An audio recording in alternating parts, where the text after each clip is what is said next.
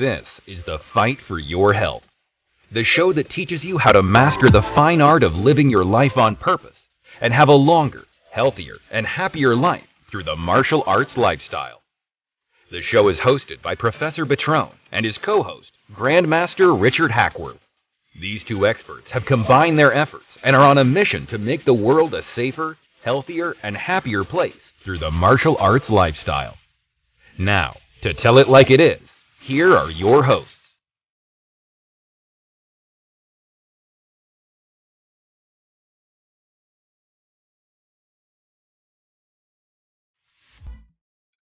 Hello and welcome to the Fight for Your Health TV show. This is Richard Hackworth, your co-host, here with Professor Buitron, our host, and our guest today is the martial arts woman, Andrea Harkins. I believe you can find more about her at themartialartswoman.com and on amazon.com. So if you're looking for something good to read soon, go ahead and check her out. So Andrea, welcome to the show.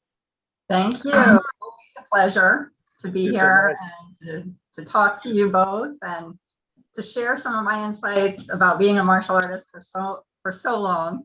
And I love to integrate martial arts and positivity and well-being and a healthy life. And so I'm always excited to talk about it. Thank you so much. No, thank you. And thank you for always leading people forward, because some of your posts touch many, and you might not know about that, but they do, and they inspire so many that are out there.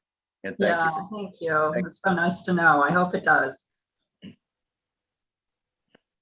All right, well, I know today you have a really great topic for us about 10 ways martial arts reduces stress. And I think in particular, following the pandemic and all that's going on, that this is a very helpful topic. And I'm looking forward to hearing you dive in and share with us. So would you like to begin with your first topic? Yeah. So the first one is probably the most, and I heard a little echo, so I don't know if that's on my side. The most obvious, I think, is the physicality, the physical part of martial arts.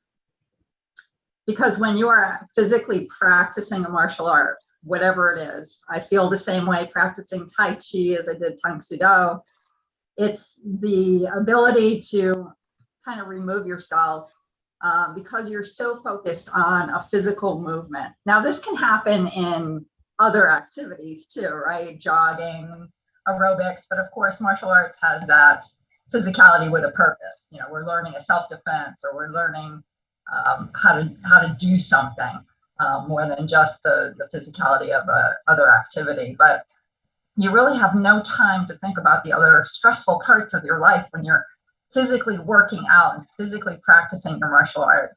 So that's one of the reasons that I learned to love martial arts, was I recognized early on that practice, that physical practice, removed the stress from my life for a time being. And then when it was over, I was refreshed. I was able to look at life in a different way and to recognize that not everything that feels stressful is that important. You have to let go of some things.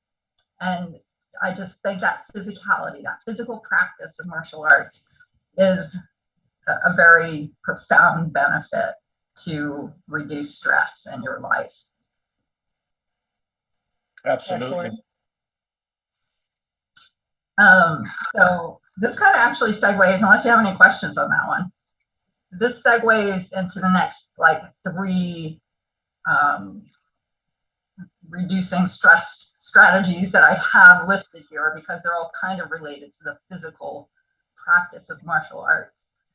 Sure, continue. Lead on. I'm sorry, what? I said lead on. Continue. I will. That's the thing about me. If you don't say anything, I'll just keep going. So kicking and punching a bag or a target. This is part of the physical practice, yes, but the thing is, so many times in life, you probably get super angry about something. I know I do. Yes, even me, I get angry about things happening in the world, things happening in my life, whatever the stress is. And I found that kicking the bag or punching a bag or a target, gosh, that helps you release so much anger and stress and frustration. It's so important to have an outlet. I I mean, I have other outlets as well. For instance, music. I like to play the guitar and write songs. That's an outlet for me. But for like that real kind of deep sense of I need to get this frustration out, that's a perfect way to do it. And my daughter works in a little preschool, and they have this area for the kids. It's not called timeout. I forget what they call it. It's this little area in the class where if they're being destructive, that they need to go over there, and then they have little things over there for them to actually like hit or kick or punch, so that they don't like take it out on their other friends, you know, because little kids can be very physical and they get mad and they just want to punch one of the other kids. So it just shows that it is a true benefit to be able to relieve your pent up emotions and frustrations and anger in some very physical way sometimes. So related to the physicality, the other physical workout, it's a different part of the workout, but it really is helpful when you're feeling a ton of stress. What do you guys think about that? I think you make a very valid point in that. And I know for me personally, it's been one of the things that helps me. I don't know if it's healthy for me to visualize the people that I would actually like to hit instead of that heavy bag, but it gets out of my system so that I don't react to anyone in a physical manner. So I think that's very helpful information. I agree.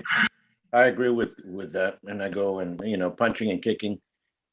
When I was in Dallas, it was mostly I would teach more adults than kids.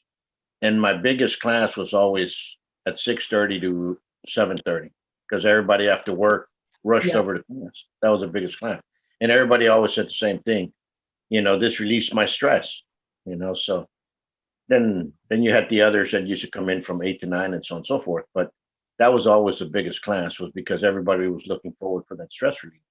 And it is true. We have a lot of stress pent up throughout the workday. A lot of people do not know about it, and sometimes, you know, unfortunately, other vices can get involved with that, trying to relieve stress. You know, and drinking starts with that. You know, people go to happy hour at that time as well. You know, if you look at it, it's always after 6:30 to 7:30.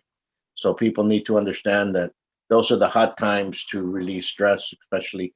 And if punching and kicking in the martial arts does that, that's the best thing to do. That's the best avenue to get it out of the way. Yeah. I agree. Yeah. So along with that, like I said, I have a couple that are kind of related. Is yelling. Yelling is one of the things I really had difficulty with when I first learned the martial art, because I was raised, you know, I'm 59. I was raised to be, you know, kind of quiet, not yell, not break things, and not fight, you know. So when it came to yelling in martial arts, it really took me a time to kind of be able to do it or want to do it. But once I learned it, I was like, heck yeah, I'm doing this. It's so great to like just yell again, you know, like the physical punching or the kicking. The yelling is there's more to it than you really think. It's not just making a loud noise. I mean, if you do it right, it's coming from deep in your gut, and it's, you know, really releasing that stress and creating that energy. So it's a huge release. And I just think about how many times like you wish you could just like yell or scream. Well, guess what? You can in martial arts. Now, not all martial arts do it. I think when I went from Tang Sudo to some Kung Fu, you know, there wasn't any yelling in Kung Fu. And I was like, wait, I have to, I'm doing a kick, I have to yell, you know? So, you know, not every martial art, you know, Tai Chi and Kung Fu and some others. I don't know all the styles, and every style that has the yelling component, but I know mine did. And it was a great way for me to learn how to relieve stress. So yelling is really a cool aspect of martial arts. It's not just, and I remember teaching self-defense classes to women, and one of the hardest things for them is to actually yell. You know, I mean, I'd say, okay, let's yell stop, for instance. You know, I'd say, put your hand out and just yell stop, you know, like really loud, and then be like, stop. I'm like, no, that's not going to stop anything. You really have to be empowered, and you have to really yell to make someone stop, to make them stop and listen, right? And want to turn around if they're headed your way for an attack or something. So, yelling is that other component that kind of goes along with the physicality of martial arts, but it's something we don't often get to do. And it really, truly relieves so much stress when you do it in practice. You're just practicing your forms and you yell. It's just a great way to relieve that stress. Absolutely.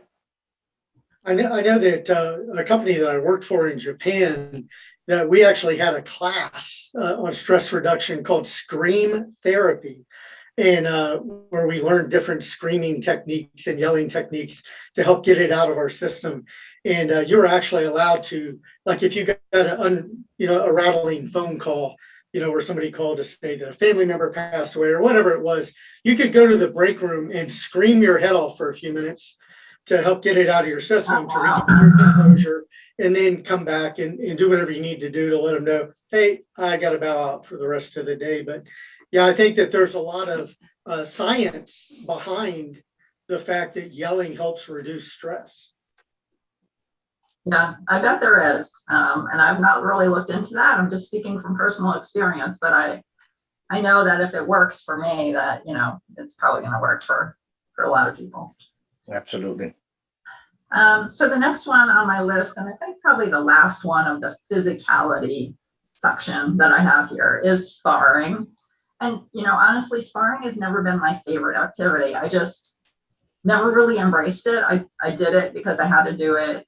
I had to learn it and how to do it. And I wasn't bad at it. It just really was never part of my favorite aspect of martial arts. But the thing about when you're practicing sparring with a partner or sparring in a match is that you are living in the moment, right? All you can think about is how to defend yourself and how to maybe try to score.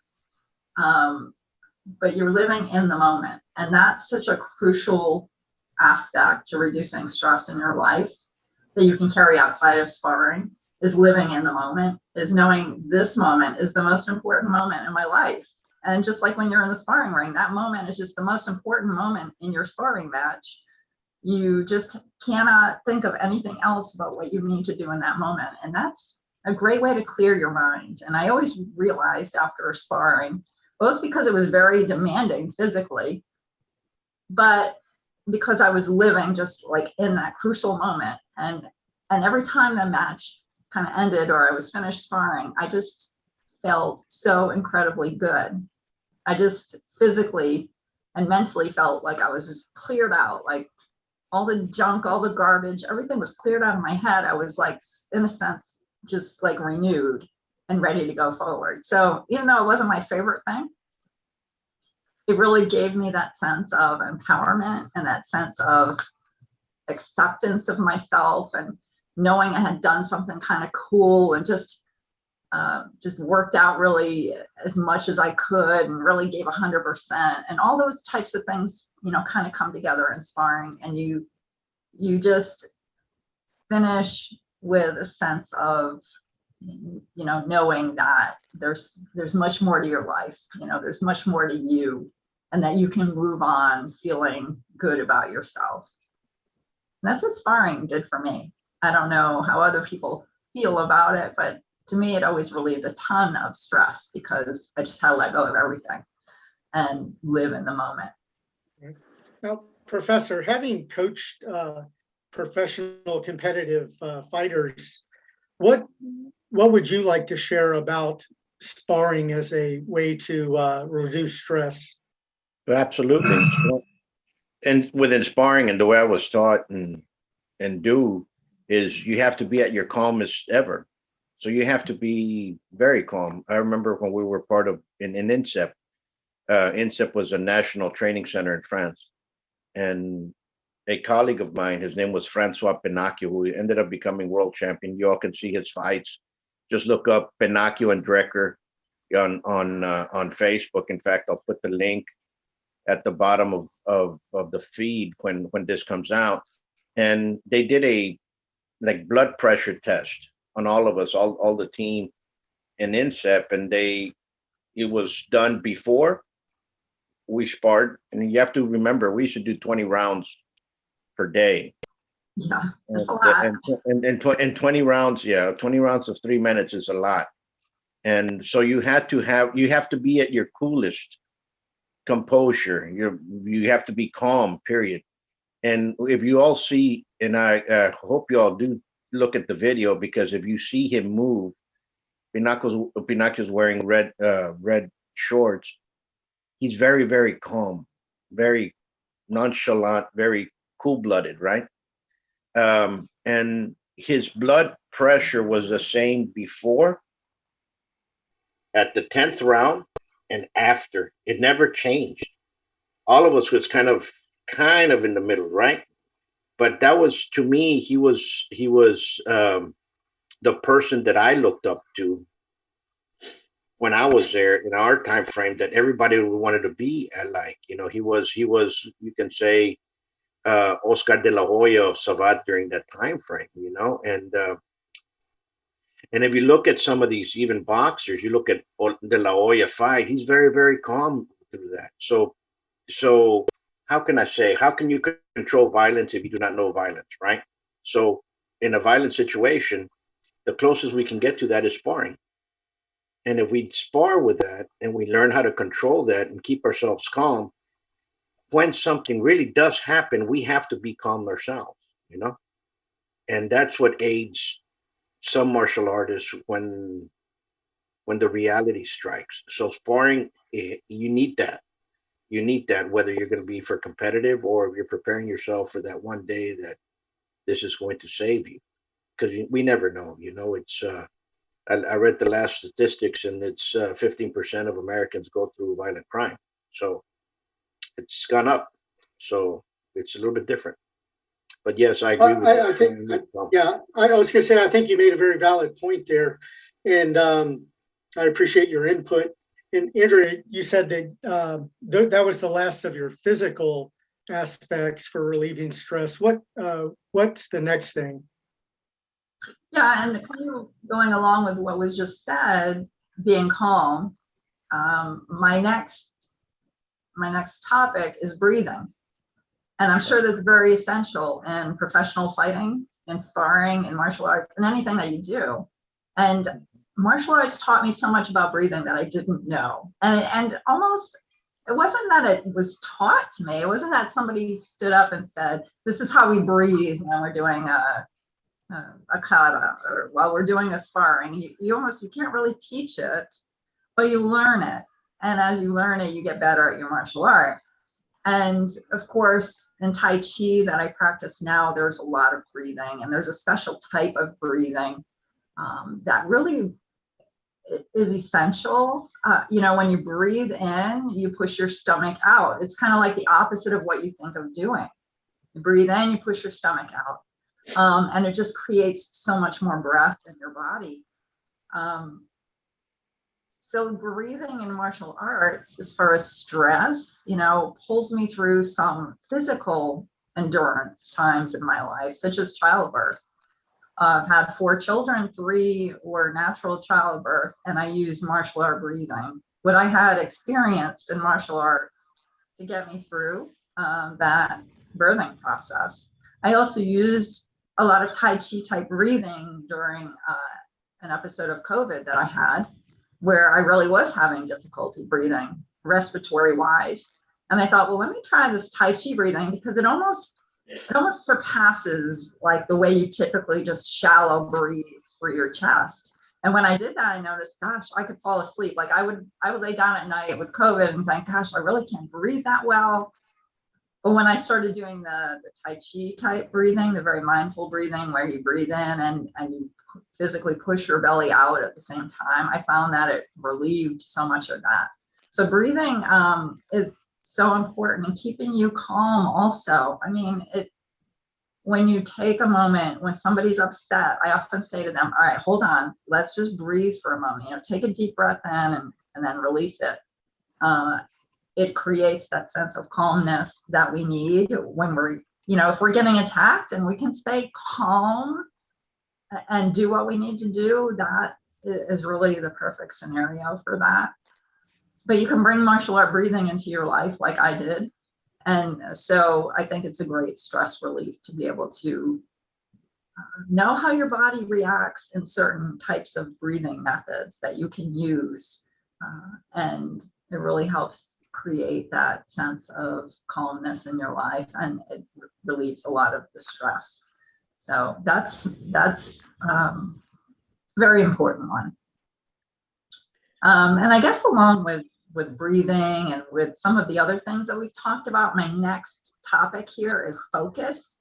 And it kind of goes along with the things that I've said about martial arts, about sparring and being in the moment. But when you're able to focus on positive moments and positive actions in your life, it almost dissipates the negativity, right? When you have a focus and you're spending time on positive actions that you're focusing on, whether they're like in the moment, like sparring, or they're bigger actions in your life. Like I like to focus on helping others improve their lives. It's a focus that I have. Well, by doing that, I'm not focusing on all the negative parts of the world that are going on right now. I am instead practicing a focus that is positive and productive. And if we can do that, and I learned that from martial arts, I learned that from learning katas and sparring and drills and all of the different things that we did, was that sense of focus. And I do carry that forward into my life. So it relieves stress in that if you focus on the right things, you're not stressed out about everything else that's going on. And I just think focus is very important. Well, I have a quick question. Do you think that the breathing and the focus give you like an emotional segue into taking a mental break? Yeah, I think all of these things, when we look at it, the physicality, the breathing, the focus, I think I missed the mental break one, so that is one that's on here, help you with that. So, let me backtrack it, because I did have mental break on here and I forgot to mention it. But, all of these do lead to that mental break. I think learning new skills and things like memorization, for instance, really take your mind off the other stresses in your life. So it gives you that break from worry and concern. So that mental break kind of, it fits almost all of these scenarios. They all offer really some kind of mental break from your daily life, your daily stresses, the things going on, your work, whatever. So yeah, that's a very good point, Richard. I think the mental break, I think all of these things are included in that mental break that you have when you learn a martial art and when you apply these concepts to your life. Absolutely. I have to agree with that. And it goes, and what you've just pointed out goes why martial arts are where martial arts are today. What are they? They were to teach the warriors in the past, the knights, those that were protecting others. Those people had to be very, very calm. They had to be collective. They had to be calm when they presented themselves, and they had to negotiate whether there was gonna be a battle or not a battle. And if you had somebody that was very aggressive, well, then people died. And you had somebody that had to be very.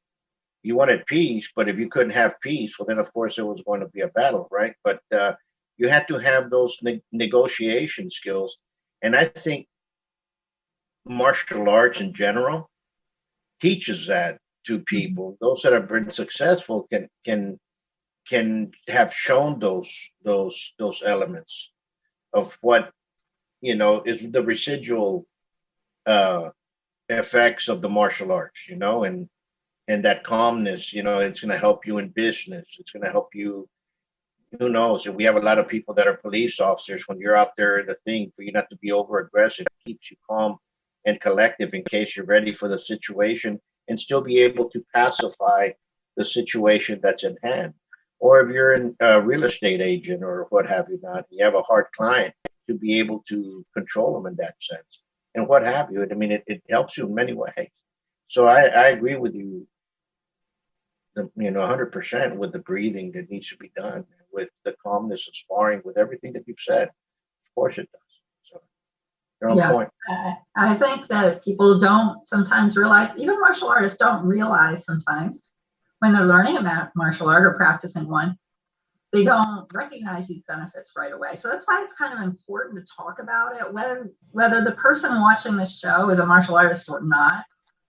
The idea is that, open your eyes to all the different benefits of martial arts. We do tend to focus a lot on the physical, on the rank, on the, how well known you are, what awards you've won, and all that kind of thing. But really, when it comes down to it, each and every martial artist gets to experience these extraordinary benefits from martial arts. The next one that I have on my list is perseverance. And martial arts teaches perseverance, which in effect allows you to overcome. It builds your confidence. It allows you to overcome. It allows you to believe in yourself. Because you suddenly, and I found this personally a lot in martial arts, that I would do something that I never thought I could do. And I only was able to do it because I persevered. I kept trying because my instructor kept saying, well, yeah, you can do this. We can all do this. We just have to keep trying. We have to keep persevering. Same thing in sparring, same thing in the other physical parts, kicking and all the different things that I learned. And so that perseverance creates a stress reduction because now you have confidence and you believe in yourself.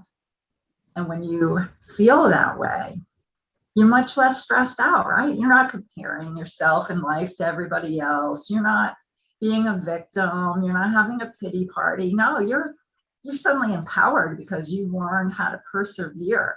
And then you can carry that in your life because in life we have so many struggles that we need to persevere through. We can't help it. It's just life, right? So to be able to understand how perseverance in martial arts, you want to be a black belt and you're starting as a white belt, you have a lot of perseverance to do. So you need to persevere quite a bit. And but it's incremental, and you learn how to do it. And then before you know it, you've hit these milestones of positive growth in your life. So perseverance is definitely, you don't think of it as a stress reducer, but it really is, because it eliminates so much of the worry and concern in your life because you feel better about yourself. So that's perseverance and how that reduces stress. And I'm so with you. one, I think I have two left, but Richard can guide me because I know he's probably looking at my last two. Being in the dojo. I miss being in the dojo. I don't have a dojo right now. I don't have a place to practice really here in Tucson. I haven't really found something that fits what I'm looking for. But I do know that when you physically go to the martial arts school or the dojo, it's a feeling unlike any other, right? You're with peers, you have an instructor, hopefully, who really wants you to succeed. You have, an environment that's calm or creative. You have, you're dressed a certain way. I mean, it just creates a feeling. And that feeling is very powerful in your life. The minute you walk into the dojo, the minute you walk into your martial art practice place, and even if it's at home, you have a room devoted to it, but like the minute you walk in, you feel that stress kind of drop, probably because you're going to do all these other things we've already talked about. But it does create that way to remove yourself from the daily grind. And that's very important when it comes to stress, right? We have work, we have, so many commitments and goals. And sometimes you have to physically remove yourself from what it is you do on a daily basis. And you go to a place where there's, quiet or stretching or martial art practice or whatever it is. So physically getting to go to the dojo, I think that's why, so many people, really felt upset when COVID came around and they couldn't physically go to the dojo anymore. Yes, you can practice at home, but it's a different feeling. And it's something I'm sure people really, really missed when they couldn't physically go. So how do you guys feel about that? Richard, I know you have a school. And yeah, well, I think that environment is very important. And when people took themselves out of that environment, they're trying to practice on their heavy bag in their garage. It's not the same impact, positive impact that you get from being in a room full of people with a common goal who are encouraging each other and supporting each other. So I think that the environmental factor is huge. And I think that that's probably the biggest thing I take away from being in the school, and especially as a teacher, because, without a student, am I a teacher? I have to have someone to share with to get that part of it for my personal advancement. But I think you're very right that being in the dojo or training facility is very important. Absolutely. Absolutely. And I see people that say, I'm going to go buy a bag. I'm going to hang it up in my garage just like that. And all of a sudden they start hitting there, and all of a sudden they come back and they said, I'm not doing it right. And you've seen all the bad habits that they've already formed for doing it there because they've been hitting it in a certain way, and they come back and you try to correct them. It's a little bit hard, unless you have that dedication and you've already gotten to the point that that's the way you want to strike. Things to train at home, it's very, very hard unless you've already been there. You know what I'm saying? I mean, Yeah. I know there's a lot of instructors out there that teach out of their home. They have their schools in their garages. I'm not, we're not knocking them down, but and not at the least. But there's a lot of styles that actually enforce and how can encourage that type of training. And so people want to look for that. How can I say that Bruce Lee Miyagi type of I trained at the house kind of thing. But if you do not have somebody that's actually correcting you, if you don't have somebody that's actually there with you, teaching you or telling you, you know what, let's remove that bad habit. All you're going to do is build something that's not going to be right, and eventually you're going to disencourage yourself from training. And some people that start training by themselves in the garages never come back to any school. So that's the best, or gym. That's the best way to, how can I say, get somebody from. That's the best way to disencourage yourself from doing it, unless you've been doing it for such a long time. You get my drift. I No, guess I you know what you mean. I think it's really difficult to learn a martial art at home. right. Even on Zoom, when you're learning it with someone, an instructor. I take Tai Chi with my instructor, Herman Garcia in Florida, and we do it on Zoom. But, you can't see how to fix my fine points. I mean, we have to stop and ask questions and then like try to figure it out on camera. And so it's a difficult process. And it doesn't have that moment. I try to create that moment of feeling like I'm in a very special meditative type place, which is my living room. I might put on some Tai Chi music and have lighting a certain way, and put on clothing that makes me feel like I'm in the moment. But it's never the same as being in the actual school. But I just think that getaway, that kind of escape, and you'll hear a lot of people say, "Oh, I can't wait to go to martial art class," because it's their escape, it's their way to get away. Sure. So, Absolutely. And um, martial art, excuse me for interrupting. And martial arts grasp uh, gets people for different reasons. Some people for self defense, some people for camaraderie, some people just go there because of the fellowship and the sense of belonging someplace.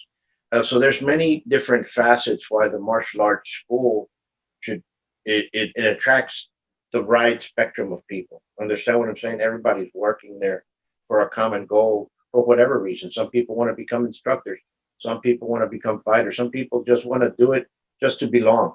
So, whatever the reason, a martial arts school gathers people together. It's a commune, if you want to put it that yeah, I agree, and that does reduce a lot of stress in your life because you're surrounded by like-minded people, and you're feeling like you're accomplishing something. It's a feeling, I guess, I can't truly explain thoroughly, but for those of us who practice martial arts or who go to a dojo, you know what I'm talking about.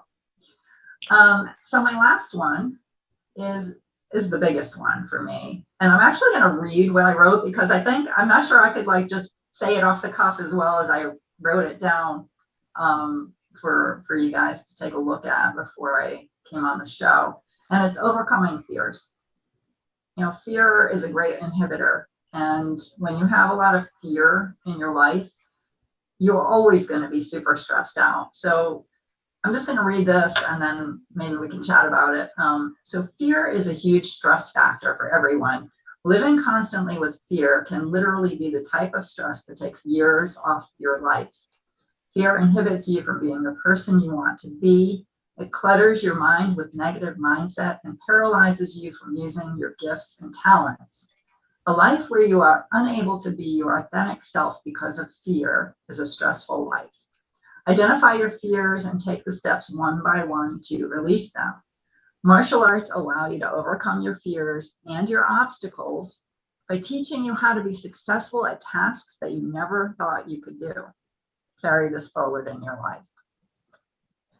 So, I think that's a very powerful statement. I appreciate you sharing that.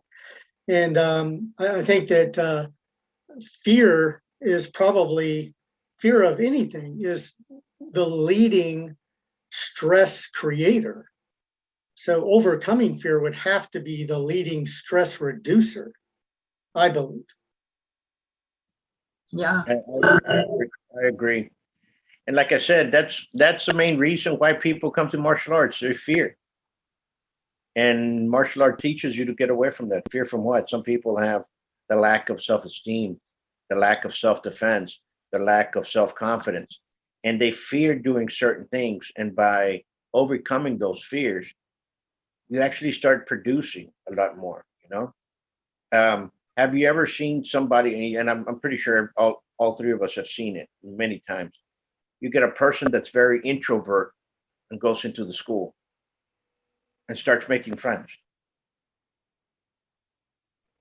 Yeah. They start Definitely. making friends, and by 6 months, they're talking to everybody. Understand what I'm saying?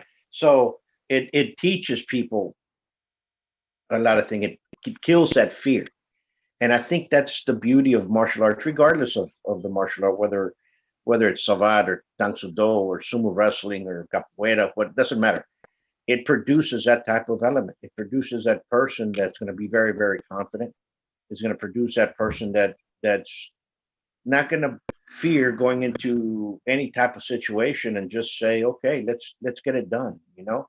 And it's going to keep those that continually doing it very, very calm if doing that, and regardless of characteristics, because some people are very, very aggressive, very vociferous, very, very blunt, and it kind of brings everybody down. You know what I'm saying? Gets a person that's very aggressive, mellows them down, and the person that's not so kind of picks them up and aggressive, and it kind of just balances you there. And I think that's the beauty of martial arts. But it doesn't take 6 months, and it doesn't take a year. It takes years of doing it that brings you in there. It's a lifestyle. You know, martial arts is a lifetime. It takes it might take people 10 years, you know, to learn, you know. I mean, and that's just the way it is in some martial arts. 5 years, easy. I can say the person's starting to get the drift of certain elements. That's what we're talking about. But you'll see some of these changes quickly, but it's going to take you a long process. And the more you're in it, the better you're going to get at it. That's the way I look at it. Yeah. And just learning to overcome your fears. I had lots of fears. I used to, as far as martial arts, like breaking a board I had a terrible fear of it. Testing, had a terrible fear of testing. I had to overcome those fears like in my martial art practice, and it wasn't easy. You know, it was because of lack of self-confidence, and I didn't think I could break a board. I didn't think I would do well in a test. And so, you know, it forced me to overcome those. I had to break boards in order to progress, and I had to, have testing that was done in front of a lot of people, and I had to overcome those. But carrying it forward into life, I used to have a fear of public speaking. I would never be on a show like this if not for martial arts, because I became an instructor. I had to speak to the classes. I had to learn how to help students, and I had to be able to communicate. And as a professional in my professional life, I thought there are times when I'm going to have to speak in front of people. So I started taking Toastmasters and doing different things and practicing in my car. And I overcame those fears, but I really would have never done it if I hadn't recognized the fact that martial arts allowed me to overcome other fears. So if I can do that, I can do this kind of thing.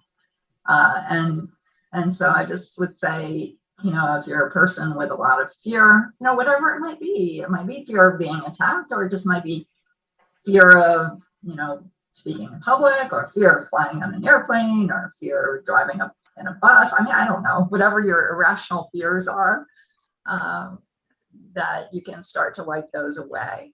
And that's the biggest stress reducer, like Richard said, that I can think of, that martial arts actually helped me with. You're absolutely correct. Fear can get anybody inside. And I'm going to throw a little bit of trivia that many do not know. You know why boxers wear a robe? No. And they have a hood on top? Because there's a lot of boxers that were afraid of being in front of people. So when they used to bring them out to the stadium, that robe would cover them up, and they're usually looking down. They're not looking at anybody until they go up in the ring. So the first person they would see was the referee and your opponent when you were in the ring, and the lights would just shine on that, and everything else was dark. You had a lot of boxers that were shy to be in front of the crowd, but and a lot of them would see the crowd and would fear, would tighten up, would tense up and lose. So that's why the robes were made. And this was told to me by one of the old boxing commissioners here in Texas, God rest his soul. And his name was Dickie Cole, great individual. And he was telling me that's the reason why, because a lot of these individuals could not see people, could see people and they'll freeze up. So they'll put them in a robe for them to go out there. And it's fear will get you. You get the best of us. So it's how to control that fear. And you've made excellent points. The fear of public speaking. You have to teach. You have to be in front of a crowd. I see that with some of the kids. You ask them a question about something they just did, and they shy away. So there's things the martial arts can do for everybody. And if you do that there, you're probably doing it in your school and classroom as well. You know what I'm saying? So yeah. That's so interesting about the robe, the boxers' robes. I had no idea, but that's a really, really cool story. So I might use that sometime, that story. True. Anyway, those are all my points today. I had a great time. I hope that you enjoyed my little reasons why martial art training, decreases stress. And it's great to see that point come out, because many of us forget it. Many people know that it exists, but once it's highlighted again, there you go. Just start working on that again. And that's the beauty of it. Thank you so much for sharing that and for doing that research as well. So on behalf of our viewers of the Fight for Your Health TV show, I'd like to personally thank you, Andrea, for sharing some very powerful thoughts today. And we look forward to having you back as a guest sometime. And I just want to remind the viewers, don't forget to visit her website at themartialartswoman.com, and also look her up on amazon.com and see what she has to offer there. I think you'll find it very interesting. All right, guys, that's all I have for you today. Thank you so much for allowing me to be a part of this, and I look forward to seeing you again. Thank you. Thank you, Andrea. Thank you, Grand Master, and everybody out there. You all stay safe. Until next time. Bye-bye.